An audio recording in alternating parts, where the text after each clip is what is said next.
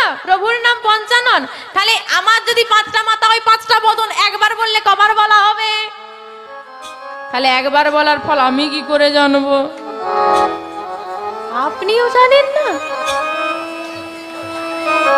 এইবার সবাই হাঁপিয়ে গেছে এত ছুটতে ছুটতে, কি বলা যায় বলুন তো? এবার কার কাছে যাই তো মহা মুশকিল। আচ্ছা ও প্রভু, আর কারো কাছে ছুটে লাভ নেই, যার নাম তার কাছে চলুন। ঠিক বলেছে, চলো। সবাই মিলে বৈকুণ্ঠে এসে হাজির। সবাইকে দেখে প্রভু বলছি, কি তোমরা সবাই হাঁপিয়ে গেছো? কি অবস্থা তোমাদের? হ্যাঁ, কি অবস্থা হয়েছে তোমাদের? আহা, বলো কি হয়েছে এত সময়? প্রভু আমরা সবাই খুব ক্লান্ত, ঘুরে ঘুরে খুব ক্লান্ত হয়ে গেছি। আপনি বলুন। এই ব্যক্তি আপনার একবার নাম বলেছে, এই একবার নাম বলার কি ফল হতে পারে আপনি তাড়াতাড়ি। প্রভু আমার হাসছে আর বলছে, নারদ সারা জীবনে কখনো ভালো কাজ করেনি, একবার নাম বলেছে, আর এই একবার নাম বলার জন্য নারদের মতো সাধু সঙ্গ পেয়ে, উত্তরটা একটু শুনুন বাবা মন দিয়ে, একবার নাম বলার জন্য নারদের মতো সাধু সঙ্গ পেয়ে সৃষ্টিকর্তা ব্রহ্মার সঙ্গে, ধর্মে যিনি অটল সেই ধর্মরাজের সঙ্গে, পরম বৈষ্ণব মহাদেবের দর্শন পেয়ে সবাইকে সঙ্গে নিয়ে যে বৈকুণ্ঠে নারায়ণের দর্শন পেতে পারে, এর থেকে বড় ফল আর কিছু হতে পারে কি? নিতাই গৌর হরি বল, হরি বল। তাহলে মা একবার নাম বললে কি হতে পারে দেখেছেন? এবার আপনি বলবেন, আমরা তাহলে যে এতবার নাম করি, কি গো বাবা? আমার তো প্রশ্ন হতেই পারে, আমি যে এত নাম করি, যেখানে কীর্তন হয় আমি যে শুনতে যাই, তাহলে আমার কি হবে? মাগো, শাস্ত্রে বললেন একটা কথাই আছে বাবা, কি? জলে নৌকা থাক তাতে ক্ষতি নাই, নৌকায় যেন জল না থাকে, নৌকায় জল থাকলে সে ডুবে যাবে। তদ্রূপ সংসারে ভজন থাক তাতে ক্ষতি নেই, ভজনে যেন সংসার প্রবেশ না করে। অর্থাৎ আমি সংসারের কাজ করব, হাতে কাম করব, বদনে নাম বলবো, তাতে ক্ষতি নেই, সেটা ঠিক আছে, কিন্তু ভগবানের সেবা দিতে গিয়ে আমার যেন সংসারটা আমার মধ্যে না আসে। কিন্তু এটা এখন বর্তমান যুগে হয় না। আপনি একটু সেবা দিতে বসবেন, ও মা আলমারির চাবিটা কই? দেখে দেখে আমি যখন অফিসে যাব তখন তোমার পুজো করার সময় হলো। সবদিকে বাধা। তারপরে একটা কথা চিন্তা করে দেখুন, আমরা মন্দিরে আসি, কোন অনুষ্ঠানে যাই, মন্দিরে যাই, আমরা কি বলি? হে দয়াময়, আমার সন্তানটাকে ভালো রেখো, হ্যাঁ, আমার পরিবারের সুখ দাও, এত অশান্তি কেন? আমরা কিন্তু সব সময় চাইতে ব্যস্ত, ঠিক না মা? এই না হয়, ওই না হয়, সেই না হয়, ঠিক চেয়ে নিয়ে আসি। ভগবান বললেন, আমার কাছে চাইবে কেন? আমি তো দেওয়ার জন্য বসে আছি, তোমরা শুধু আমাকে ডাকো, আমি তোমাকে সর্বস্ব দিয়ে দেব। এই রকম ভাবে যদি আমরা ভালোবাসতে পারি মা, ভগবানকে আমরা ছাড়লে কি হবে? সে আমাদেরকে কোনোদিন ছেড়ে যাবে না। আজকে গোবিন্দই আমার রাধারানীর সঙ্গে মিলিত হবে বলে জাবটির পথ দিয়ে চলেছে, আর জাবটির পথের কাছে এসে মা ওই রাধারানীর কুঞ্জের কাছে এসে সুন্দর করে মুরলীর ধ্বনি করলেন। যেই না মুরলীর ধ্বনি করেছি, একই আমার প্রাণ বধূ আর মুরলীর ধ্বনি, তাড়াতাড়ি সখী বাইরে চল। রাধারানী তাড়াতাড়ি করে বাহিরে দাঁড়িয়ে এলেন, এসে দেখছে সখাগণকে সঙ্গে নিয়ে, নবলক্ষ ধেনু নিয়ে গোবিন্দই আমার চলে যাচ্ছে। রাধারানীকে দেখতে পেয়েছে, গোবিন্দ আমার পথ থেকে রাধারানীর দিকে তাকিয়ে আছে। রাধারানীর দিকে তাকিয়ে একটুখানি হেসে মনে মনে চিন্তা করলো, সর্বনাশ, সঙ্গে দাদা আছে, তা রাধারানীকে আমি কি করে বলবো যে আজকে তোমার সঙ্গে মিলন হবে? বলতে তো পারবো না, তাহলে একটু ইশারা করে দি। এটার নাম কি মা? কেশ। বাহ, এই কেশে স্পর্শ করে গোবিন্দ কি করেছে? রাধারানীকে দেখে কেশ স্পর্শ করে চলে গেল। রাধারানী মনে মনে চিন্তা করছে, হ্যাঁ রে ললিতা, তা প্রাণবধূয়া আমাকে বাঁশির সুরে ডাকলো আর ডেকে আমাকে দেখে কেশ স্পর্শ করে চলে গেল। কি বললো বলতো? ললিতা বলল, বুঝতে পারলি না সই, তোর বধূ তো কি বলে গেল তুমি আমার জন্য কেশর কুঞ্জ সাজাও। তুমি যে কুঞ্জ সাজাবে সেই কুঞ্জে আমি যথা সময়ে অভিসার করব। আজকে রাধারানীর মনে আনন্দটা দেখুন। সখীগণকে বলছি, সখী রে, ওরে সখী, আমি সারা নিশি বসে বসে কাঁদি আমার গোবিন্দের জন্য। সে আমার ডাকে সাড়া দেয় না, আমার কাছে আসে না। তাকে ভালোবেসে কলঙ্কিনী হলাম, তথাপিও সে আমার কাছে ধরা দেয় না। আজকে আমার কেমন সৌভাগ্য দেখ, আমি যাকে ডাকি আমার কাছে আসে না, সে আজ প্রাণবধূ নিজে থেকে আমাকে বলছে তোমার কুঞ্জে আসো। মেঘনা চাইতেই জল পেয়েছি আমি, এত আনন্দ আমার। এই সখী, আমার বধূ যখন আমার কুঞ্জে আসবে বিলম্ব করিস না, সুন্দর করে কুঞ্জ সাজা। এই রাই, কুঞ্জ যে সাজাবো, ফুল কোথায় রে? ফুল আমরা ব্রজবাসী, আমাদের ব্রজবাসীদের ফুলের চিন্তা আছে। চল বৃন্দাবনে ঘুরে ঘুরে ফুল তুলি আন। আজকে ললিতা বিশাখা সহ সমস্ত সখীগণ বৃন্দাবনের পথে পথে ঘুরছে আর ফুল তুলছে। কেমন করে গো? ডালে ধরে ফুল। কোথায় ধরেছে মা? কোথায় ধরেছে? আর একটু জোরে হোক, মনে রাখুন। ডালে ধরে ফুল তুলিতে লাগিল, ডালে ধরে ফুল তুলিতে লাগিল, ডালে ধরে ফুল তুলিতে লাগিল, ডালে ধরে ফুল তুলিতে লাগিল। তাহলে মা কোথায় ধরেছে? আমরা কোথায় ধরি? ফুলে। ঠিক বলছি? আপনারা ফুল তোলেন তো, ফুলে ধরে। আর আমার সখীগণ কোথায় ধরেছে? তফাৎটা দেখছেন মা? এই জন্যই বলতে হয়, কিছু জানতে হলে একটু ভাগবত কথা কীর্তন শুনতে হয়, তাই না মা? এবার আপনারা বলবেন, কীর্তন শুনে এখন কি হবে? একটা কথা বলছি মা, এই হরিবাস শরীরে জানা যায়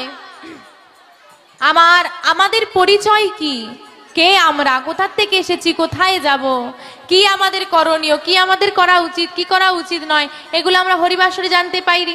তাহলে এগুলোকে কি বলা হয়? শিক্ষা। এবার আপনারা বলুন, আমরা শিক্ষা গ্রহণের জন্য আমাদের বাড়ির ছেলে মেয়েদের কোথায় পাঠাই? স্কুলে। ঠিক বলছি তো? সবাই পাঠান তো বাচ্চাদেরকে স্কুলে পাঠাতে।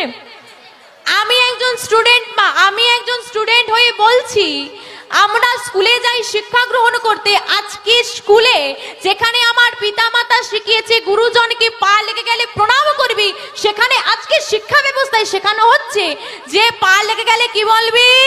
সরি। কিছু ভুল বললাম? বহু বহু শিক্ষিত মানুষ জানে না, আজকের সমাজে বহু শিক্ষিত মানুষ জানে না আমরা কোন ধর্মের মানুষ। আমরা কোন ধর্মের মানুষ? বাহ, জোরে বলুন। সনাতন ধর্মের মানুষ আমরা। আজকে স্টুডেন্টদেরকে জিজ্ঞেস করবেন ঔরঙ্গজেবকে, লর্ড ক্যানিংকে, লর্ড বেন্টিংকে, লর্ড ওয়েলেসলিকে, সব বলে দেবে, বিদেশিদের নাম সবাইকে চিনি। কিন্তু জিজ্ঞেস করবেন আমার গৌর হরিকে কত খ্রিস্টাব্দে এসেছিল, আমার গৌর হরি, ওই নামটা তো এখনো ইতিহাসে পাইনি। 1407 শতাব্দী 23শে ফাল্গুন দোল পূর্ণিমা তিথিতে চন্দ্রগ্রহণ মুহূর্তে শচী গর্ভ সেমন্তু হতে নবদ্বীপ ধামে উদয় হয়েছিলেন আমার গৌর হরি। নিতাই গৌর, হরিবল হরিবল। বর্ধমান জেলার কাটোয়ায় 1431 শতাব্দে যিনি সন্ন্যাস মন্ত্র গ্রহণ করেছিলেন কেশব ভারতী মহাশয়ের কাছে, তারপর যার নাম হয়েছিল শ্রীকৃষ্ণ চৈতন্য মহাপ্রভু। আমাদের জানা উচিত, আমাদের বোঝা উচিত আমরা সনাতন ধর্মের মানুষ। মাগো, আমরা যারা এই ভারতবর্ষের মাটিতে জন্ম নিয়েছি, আমাদের এই ভারতবর্ষের মাটিতে জন্ম নিয়েই জন্মধন্য হয়ে গেছে। কারণ আমাদের এই ভারতবর্ষের মাটিতে আমার গৌর হরির আবির্ভাব। আজকে শিক্ষা ব্যবস্থা এমন যে পুঁথিগত বিদ্যা এবছর পড়ে নিয়েছি, পরীক্ষায় লিখে দিয়েছি, পাশ করে গেছি, পরের বছর ভুলে গেছি। তাহলে মা ডালে ধরে ফুল তুলছে আর আমরা ফুলে ধরি, ধরবেন না মা, কোথায় ধরতে হবে? ডালে। তারপর পুষ্পটা চয়ন করব।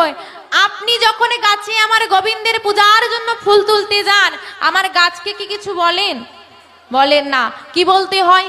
করজোরে বলতে হবে, হে গাছ বা হে বৃক্ষ, আমার গোবিন্দ সেবার জন্য তোমার ডাল থেকে কিছু ফুল আমাকে দাও। এবার আমাদের প্রশ্ন হবে, কেন? আমি গাছ কিনে নিয়ে এসেছি, আমি লাগিয়েছি, আমি জল দিয়েছি, আমি সার দিয়েছি, আমি যত্ন করেছি, আমি বাঁচিয়েছি, আমি বড় করেছি, আমি চাইতে যাব কেন? আমার গাছ তো। আচ্ছা মা, চিন্তা করে দেখুন তো, গাছটার সৃষ্টি আপনি করেছেন? করেননি। ওই গাছটার জন্ম মৃত্যু কি আপনার হাতে আছে? তাহলে যদি থাকতো 10টা চারা লাগাবেন, 10টাই বেঁচে যাবে, একটাও মরবে না। কিন্তু তেমনটা হয় না। আর তাহলে গাছটা আমার নয়, তার সৃষ্টি করা প্রভুর।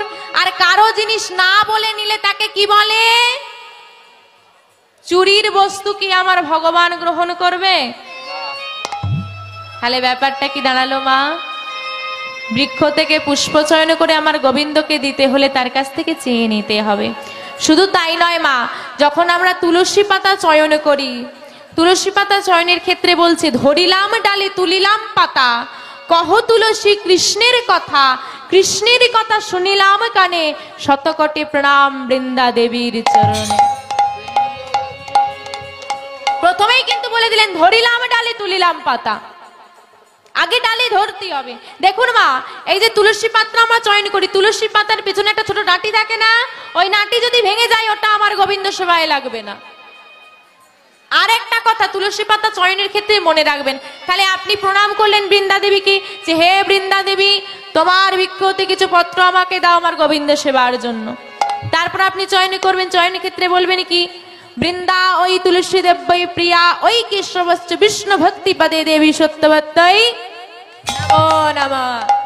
এবার যদি আপনি বলেন যে মা, তুমি তো বলছো ঠিক আছে, আমার তো ওটা মুখস্থ নেই, আমি বলতে পারবো না। হতেই পারে। কি বলবেন তখন? হরে কৃষ্ণ কৃষ্ণ কৃষ্ণ হরে হরে, হরে রাম রাম রাম হরে হরে। এটা বলতে পারবেন তো? নিতাই গৌর হরি বল হরি বল। এটুকু বলে আমার বৃন্দা দেবীকে প্রণাম করি, পত্র চয়ন করবেন। এই তুলসী বৃক্ষে যেখানটা থেকে মঞ্জুরি উৎফলিত হয়, মানে মঞ্জুরি যেখানটা হয়, দেখবেন ওই অংশটা খুব নরম হয়। হ্যাঁ, আর ওই অংশের পাতাগুলো খুব সুন্দর দেখতে হয়, একদম লোভনীয়, মানে এক্ষুনি গিয়ে তুলে নি। আর ওই অংশের পাতাটা তুলতে গিয়ে ওই যেখানটা থেকে মঞ্জুরি আসে, ঠিক ফুলের মতো দেখতে হয়, ওই অংশটা ভেঙে যায়। যায় না? প্রায় সবাই হাতেই ভেঙে যায়, যায় তো? মনে রাখবেন মা, ওই অংশটা জানতে অজান্তে যদি কোনোভাবে ভেঙে যায়, 100 জন্মের পাপ আমাদের মাথায় নিতে হয়নি। তাই গৌর হরি বল হরি বল হরি বল হরি বল। তাই লক্ষ্য রাখবেন মা, দরকার পড়লে অসাবধানতা ভেঙে যেতেই পারে, খুব নরম অংশ, ওইখানটা দয়া করলে তুলবেন না, একটু নিচ থেকে তুলবেন, ডালে ধরবেন, পাতা চয়ন করবেন, দেখবেন ওই মঞ্জুরি যেখানটায় আসে ওই কোঁকের অংশটা যেন ভেঙে না যায়। তাহলে আজকে আমার সখীগণ ডালে ধরে পুষ্প চয়ন করছে কেমন ভাবে? ডালে ধরে ফুল তুলিতে লাগে, ডালে ধরে ফুল তুলিতে লাগিল, ডালে ধরে ফুল তুলিতে লাগিল, ডালে ধরে ফুল তুলিতে লাগিল, ললিতা বিশাখা সখী তারা মরি রে, ললিতা বিশাখা সখী তারা মরি রে, ললিতা বিশাখা সখী তারা মরি রে, ললিতা বিশাখা সখী তারা মরি রে, সাজাবে বলে সাজাবে বলে, সাজাবে বলে, কুঞ্জ সাজাবে বলে, মনের মতো পুষ্প তোলে, কুঞ্জ সাজাবে বলে, মনের মতো পুষ্প তোলে। সাজাবে বলে। সুন্দর করে পুষ্প চয়ন করে এনে রাধারানীর কাছে ধরেছে। হ্যাঁ রে রাধে, এই দেখ দেখ দেখ, তোর বধূর জন্য কত সুন্দর পুষ্প চয়ন করেছি। তা এত সুন্দর পুষ্প যখন চয়ন করেছিস বিলম্ব করছিস কেন? সুন্দর করে কুঞ্জ সাজিয়ে ফেল। চলুন আমরা সবাই মিলে আজকে আমার গোবিন্দের জন্য একটু ধ্বনি করতালি দিয়ে কুঞ্জ সাজাবো। চলুন। মনে চায় প্রাণে চায়,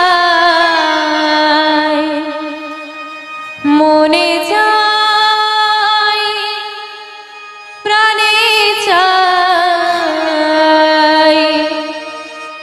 আমি দিলে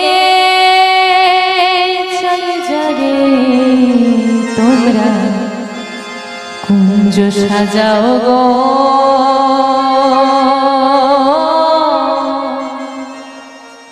আজ আমার প্রাণনা